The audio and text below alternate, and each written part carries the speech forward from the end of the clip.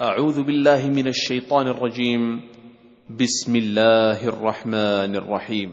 بسم اللہ الرحمن الرحیم الحمد للہ رب العالمین وصلی اللہ وسلم وبارک علی عبدہ ورسولہ محمد وعلی آلہ وصحبہ اجمعین وعلی من تبعہم بإحسان الی یوم الدین. اما بعد، شیخ البانی رحمۃ اللہ علیہ نے پچھلے درس میں سترے کے مسائل مکمل ہوئے.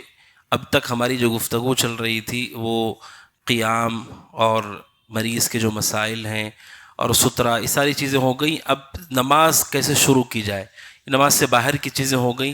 اب نماز کی شروعات کیسے ہو؟ کہا سب سے پہلے النیہ، نماز کے لیے نیت ضروری ہے. نیت کسے کہتے ہیں؟ نیت کہتے ہیں عقد القلب علی الصلاۃ، کہ دل کے اندر دو چیزیں ہوں. نیت دو چیزوں کا نام ہے. پہلی چیز یہ ہے کہ جو آپ نماز پڑھ رہے ہیں اس کی نیت ہو. اگر ظہر ہے تو ظہر کی تعیین ہو کہ ہاں میں ظہر پڑھ رہا ہوں دل میں. عصر ہے تو عصر، چاشت کی نماز ہے چاشت کی نماز. ایک دوسری چیز نیت کہتے ہیں کہ اللہ سبحانہ و تعالیٰ کو راضی کرنا مقصد ہے.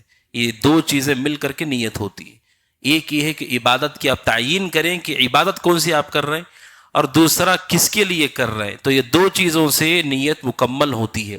پہلے آپ نیت کریں، یہ پہلی بنیادی بات ہے. اور کہا یہ شرط ہے یا رکن ہے، اس کے بغیر نماز نہیں ہوتی. جو بغیر نیت کے نماز پڑھے اس کی نماز نہیں ہوتی. کوئی آدمی آئے اور پڑھ کر کے نکل جائے، اس کی کوئی نیت نہیں ہے تو کوئی نماز بھی اس کی نہیں ہوگی. نیت کے لیے ضروری ہے کہ آپ کے قلب میں اس کا ارادہ ہو. اور دو چیزیں میں نے کہا، اللہ سبحانہ و تعالیٰ کی رضامندی اور عبادت کی تعیین، یہ مکمل نیت ہے. نیت کہتے ہیں دل کے ارادے کو. اور آگے شیخ البانی رحمۃ اللہ علیہ نے کہا اما التلفظ، کہ نیت کو زبان سے کہنا، کہا فبدعۃ مخالفۃ للسنہ. زبان سے بدعت کو کہنا، زبان سے نیت کو کہنا یہ سنت کے مخالف ہے اور یہ بدعت ہے. نیت کو زبان سے نہیں کہنا، کیونکہ نیت دل کا کام ہے.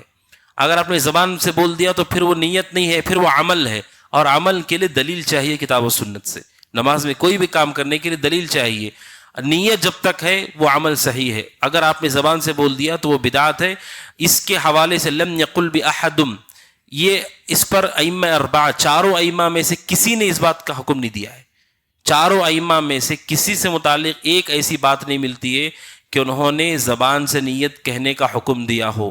جو لوگوں میں مشہور ہے، بعد میں ائمہ کی اتباع کرنے والوں نے بعد میں اضافہ کیا ہے، اور ان کے درمیان اختلاف ہے. زبان سے نیت آپ کتنی کریں گے؟ میں نیت کرتا ہوں اس نماز کی امام کے پیچھے قبلے کے رخ ہو کر کے، کہ اتنا کافی ہے؟ یا یہ کہنا کہ میں نیت کرتا ہوں امام کے پیچھے، یا اتنا کافی ہے؟ یا نام آپ عبادت کا نام بھی لیں، اس کی کوئی وضاحت نہیں ہے. چونکہ وہ سنت پہ اس کی بنیاد نہیں ہے تو اس میں وضاحت بھی موجود نہیں ہے کہ آخر کیا کیا آدمی کو نیت کرنا ہے. تو یہ نہ سلف سے ثابت ہے نہ ائمہ اربعہ میں سے کسی نے اس بات کا حکم دیا ہے. پھر آگے شیخ البانی نے کہا نیت کے بعد بات آتی ہے تکبیر کی. التکبیر کہتے اللہ اکبر، یہ بھی رکن ہے، اس کے بغیر نماز نہیں ہوتی ہے. اللہ اکبر یہ دو الفاظ ہیں، اللہ لفظ جلالہ اور دوسرا ہے اکبر. نبی اکرم صلی اللہ علیہ وسلم نے فرمایا کہ مفتاح الصلاۃ الطہور، کہ نماز کی کنجی پاکی صفائی ہے. وتحریمها التکبیر، نماز میں انسان کب داخل ہوتا ہے؟ نیت کے بعد نماز میں داخل ہونے والی چیز تکبیر ہے. جیسے ہم تکبیر کہتے ہیں ساری چیزیں حرام ہو جاتی ہیں. آپ نے کہا تحریمها التکبیر، ہر چیز کو حرام کرنے والی چیز تکبیر ہے. آپ اللہ اکبر کہنے سے پہلے آپ بات کر رہے تھے، آپ کھڑے تھے، آپ بیٹھے تھے، آپ کھا رہے تھے، پی رہے تھے، لیکن جیسے ہی آپ اللہ اکبر کہیں گے یہ ساری چیزیں حرام ہیں جب تک آپ اس سے نکل نہیں جاتے. تو اسی لیے تکبیر کو کہا تحریمها، حرام کرنے والی چیز کیا ہے؟ تکبیر ہے. اس سے نماز میں انسان داخل ہوتا ہے. وتحلیلها التسلیم، اور حلال کب ہوتا ہے؟ سلام پھیرنے سے. تو نیت کے بعد تکبیر ہے. تکبیر کے حوالے سے کچھ اہم باتیں ہیں. پہلی بات یہ ہے کہ دو الفاظ ہے اللہ اکبر، یہ عربی میں ہونا ضروری ہے. کوئی اور لفظ اس کی جگہ پہ استعمال ہوگا تو نماز باطل ہو جائے گی. اللہ اکبر کی جگہ کوئی اللہ العظیم یا الرحیم یا الرحمن کہے تو نماز باطل ہو جائے گی. یا اگر کوئی ترجمہ کرے کہ اللہ سب سے بڑا ہے تب بھی نماز باطل ہو جائے گی. یہ رکن ہے، اور اسی طرح آپ کو اللہ اکبر کہنا ہے. کہتے ہوئے لوگوں کی بہت ساری غلطیاں ہیں. اس میں سے دو غلطیاں جو بہت ہی بھیانک ہے. ایک یہ ہے کہ لفظ جلالہ اللہ میں الف کو کھینچ کر کے پڑھنا، اور اکبر میں الف کو کھینچ کر کے پڑھنا. اللہ یا اللہ اکبر. تو الف، دونوں الف کو کھینچنا یہ بہت ہی خطرناک ہے، اسے پورا معنی بدل جاتا ہے. اللہ اکبر کا معنی ہوتا ہے کیا اللہ بڑا ہے؟ یہ سوال ہو جاتا ہے. حمزہ لگا کر کے آپ اگر اسے کھینچتے ہیں تو یہ خبر دینے کے بجائے یہ سوال بن جائے گا. اللہ اکبر کا مطلب ہے اللہ سبحانہ وتعالی ہر ایک سے بڑا، ہر چیز سے بڑا ہے، سب سے بڑا ہے. اگر ہم کہیں اللہ اکبر تو قرآن میں بھی آیا ہے اللہ، کیا اللہ بہتر ہے؟ تو کیا ہو جائے، سوال ہو جائے گا وہ، اور یہ نماز میں داخل نہیں ہوگا انسان. اور اسی طرح اللہ اگر صحیح بولتا ہے لیکن اکبر بولتا ہے تب بھی یہی ہوگا. اکبر کا مطلب کیا بڑا ہے وہ، تب بھی سوال ہو جائے گا. لہٰذا دونوں میں مد نہیں ہے، نہ الف میں لفظ جلالہ کے، نہ اکبر میں لفظ جو پہلا الف ہے اس کے اندر کوئی کھینچنا، کوئی مد اس کے اندر نہیں ہے. اللہ اکبر ہم کہیں. دوسری غلطی ہے اکبار. کچھ لوگ کیا کرتے ہیں، با کو بھی کھینچ دیتے ہیں اور وہاں پر الف ڈال دیتے ہیں. یہ دوسری بڑی غلطی ہے. اکبار، کبر یا اکبار کہتے ہیں طبل کو، طبلے کو کہتے ہیں اکبار. تو اکبار نہیں کہہ سکتے. اکبار کہنا نعوذ باللہ، آپ کیا کہہ رہے اللہ کو؟ اکبار کا مطلب تبلا ہوتا ہے. لہٰذا جیسے وہ ہے ویسے ہی پڑھے اللہ اکبر، بغیر مد کے اور بغیر با کو کھینچے کے. اور اس کے علاوہ بعض چیزیں ہیں، لیکن دو بڑی اہم غلطیاں جو میں نے آپ کے سامنے رکھی. اذان کے دوران بھی ایسے ہی ہے، اس کا خیال کرنا چاہیے. اقامت میں بھی اس کا خیال کرنا چاہیے، نماز میں بھی اس کا خیال کرنا چاہیے کہ اللہ اکبر نہ کہیں، اللہ اکبر نہ کہیں، نہ کھینچیں اسے. اس کا دوسرا مسئلہ ہے وہ یہ ہے وَلَا يَرْفَعُ صَوْتَهُ بِالتَّكْبِيرِ فِي كُلِّ الصَّلَوَاتِ، کہ تکبیر کہتے ہوئے آپ کو ہر نماز میں آواز بلند نہیں کرنی ہے. إِلَّا إِذَا كَانَ إِمَامًا، امام کے لیے صحیح ہے کہ وہ زور سے تکبیر کہے. باقی جو مأموم ہیں، عام جو پیچھے نماز پڑھ رہے ہیں یا انفرادی نماز پڑھ رہے ہیں، مرد ہو کہ عورت ہو، آواز بلند کرنا مشروع نہیں ہے. کہ کوئی آدمی گھر میں نماز پڑھ رہا ہے، مسجد میں کوئی نہیں ہے اور وہ بآواز بلند جہرن اسے پڑھ رہا ہے، یہ ثابت نہیں ہے، یہ مشروع نہیں ہے. یہ صرف اور صرف امام کے لیے ہے تاکہ پیچھے آواز پہنچ سکے. آپ تنہا پڑھ رہے ہیں تو آپ جہرن آواز کو بلند کر کے نہیں کہیں گے اسے، وہاں پر کوئی ہے ہی نہیں اقتدا کرنے کے لیے، پھر کیوں ہم ایسا پڑھ رہے ہیں؟ لہٰذا اپنی آواز کو بلند نہ کریں. شیخ البانی رحمۃ اللہ علیہ نے کہا کہ اس لیے کہ یہی رسول سے ثابت ہے کہ آپ نے امامت کے دوران ایسا کیا ہے. پھر کیسے کہنا چاہیے اللہ اکبر؟ اللہ اکبر کہتے ہوئے دو چیزوں کا خیال کرنا ہے. کیسے کہنا ہے؟ ایک یہ ہے کہ الفاظ کو آپ کو ادا کرنا ہے ہونٹوں کی حرکت اور زبان کی حرکت کے ساتھ، اور ایسا بھی نہ ہو کہ آپ اسے دل سے پڑھ رہے ہوں، بلکہ آپ آہستگی کے ساتھ اسے پڑھیں، اسے کہیں. صرف دل کی نیت سے بھی وہ نہیں ہوگا، اور صرف ہونٹ ہلا رہے ہیں لیکن اس کے ساتھ کوئی آواز نہیں ہے تب بھی نہیں ہوگا. جیسے کوئی آدمی ہے الفاظ نہیں بول رہا ہے، صرف ہونٹ ہلانے کی ایکٹنگ کر رہا ہے.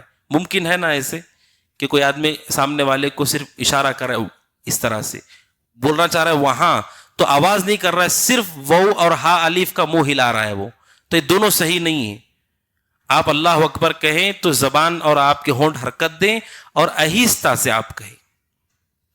زور سے پیچھے والوں کو سنانا نہیں ہے. اکیلے آپ پڑھیں یا امام کے پیچھے آپ ہوں تو ہونٹ کو حرکت دے اور ساتھ ہی ساتھ وہ آواز ادا ہو اس میں سے آہستگی کے ساتھ، اس طرح سے کہ آپ کو سنائی دے کہ آپ نے پڑھا ہے.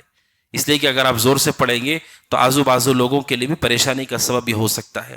اس لیے شیخ الاسلام ابن تیمیہ رحمۃ اللہ علیہ کہتے ہیں وَلَا يُشْرَعُ الْجَهْرُ بِالتَّكْبِيرِ خَلْفَ الْإِمَامِ لِغَيْرِ الْحَاجَةِ، امام کے پیچھے جہرن تکبیر کہنا یہ جائز نہیں ہے بغیر کسی حاجت کے. اس لیے آگے شیخ البانی رحمۃ اللہ نے کہا کہ پیچھے جو لوگ ہیں وہ کب زور سے کہہ سکتے ہیں؟ کہا یجوز تبلیغ المؤذن تکبیر الامام الى الناس اذا وجد المقتضى لذلك، کہ اگر اس کی ضرورت پڑ گئی کہ امام کی آواز کمزور ہے یا لوگ زیادہ ہیں، آج کی طرح مائک سسٹم اس زمانے میں نہیں ہوتا تھا، یا مائک سسٹم ہے اچانک خراب ہو گیا، آواز اگر نہیں پہنچ پا رہی ہے تب جائز ہے کہ کوئی آدمی اپنی آواز، مقتدیوں میں سے کوئی آدمی اپنی آواز کو بلند کرے تاکہ پیچھے کی صفوں میں وہ سنائی دے۔ یہ صحیح ہے، بخاری کی حدیث ہے کہ نبی اکرم صلی اللہ علیہ وسلم بیمار ہو گئے، آپ اپنی بیماری کی حالت میں آپ کی آواز کمزور ہو گئی، تو حضرت ابوبکر صدیق رضی اللہ تعالیٰ عنہ آپ کی اقتدا کرتے ہوئے اللہ کے نبی جیسے اللہ اکبر کہتے تو وہ بھی زور سے اللہ اکبر کہتے تھے تاکہ پیچھے صف والوں کو پتہ چلے۔ تو یہ اللہ کے نبی صلی اللہ علیہ وسلم کی زندگی کا عام عمل نہیں تھا، یہ آپ کی بیماری کے وقت تھا کہ جب آپ بیمار ہو گئے، آپ کی آواز کمزور ہو گئی، تب حضرت ابوبکر صدیق رضی اللہ تعالیٰ عنہ نے آواز کو بلند کیا اور پیچھے تک انہوں نے آواز کو پہنچایا۔ تو اس حالت میں مأموم کے لیے صحیح ہے، اس کے علاوہ عمومی طور پر اسے آواز کو بلند نہیں کرنا چاہیے۔ نیت کے حوالے سے دو اہم مسائل ہیں۔ پہلا مسئلہ یہ ہے نیت کے حوالے سے یہ کہ نیت تو ضروری ہے، لیکن کیا امام اور مقتدی دونوں کی نیت ایک جیسے ہونا ضروری ہے؟ امام اور مقتدی کی نیت ایک جیسا ہونا ضروری نہیں ہے۔ نیت ہونا ضروری ہے۔ امام کی اپنی الگ نیت ہو سکتی ہے، مقتدی کی الگ نیت ہو سکتی ہے۔ مثلا اگر میں نے عشاء کی نماز کہیں پڑھ لیا، اول وقت میں کہیں پر مجھے ملا، میں نے پڑھ لیا اور میں پھر آ کر کے نماز پڑھاؤں، تو میری نماز تو فرض نہیں ہے، وہ تو میری نیت نفل نماز کی ہوگی، لیکن جو مقتدی ہیں ان کی نماز عشاء کی نیت ہوگی۔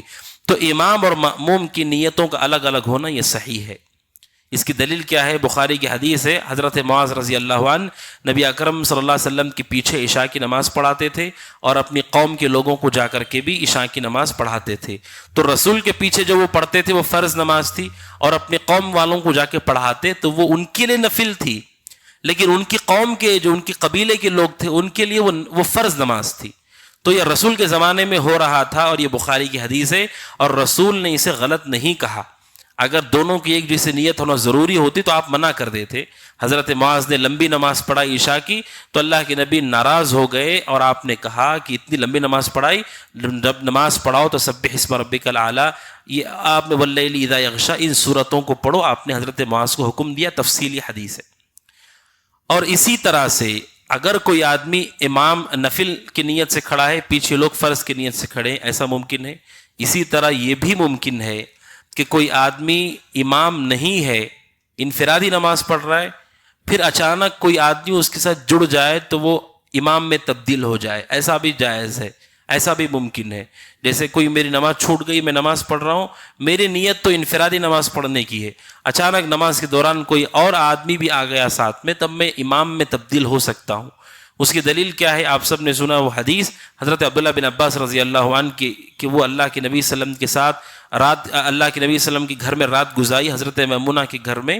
تو اس حدیث میں ہے کہ اللہ کے نبی صلی اللہ علیہ وسلم جب تہجد کی نماز کے لیے کھڑے ہوئے، حضرت عبداللہ بن عباس کہتے ہیں میں نے بھی وضو کیا اور آپ کے لیفٹ سائڈ جا کر کے کھڑا ہو گیا، آپ نے مجھے پکڑ کے رائٹ سائڈ کیا۔ یہ حدیث تو آپ نے سنی ہے۔